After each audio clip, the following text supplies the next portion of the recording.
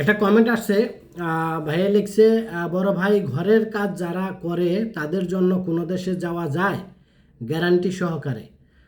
ভাইয়া আসলে ভিসা দেওয়া তো এম্বাসির হাতে, আমরা শুধু প্রসেস করে দিতে পারবো। তো যেটা আমাদের হাতে নাই সেটা তো আমরা গ্যারান্টি দিতে পারি না। তো বিশেষ করে ভিসা দেওয়ার এখতিয়ার হচ্ছে ভিসা অফিসারের হাতে, যেটা এম্বাসি থেকে ডিসিশন আসে।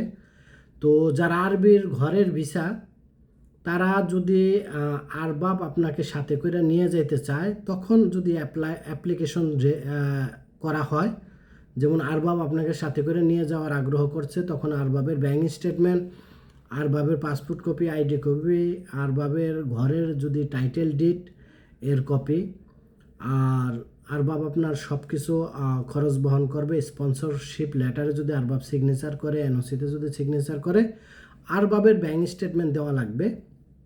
তখন যদি ভিসা হওয়ার চান্স অনেক বেশি ভালো থাকে।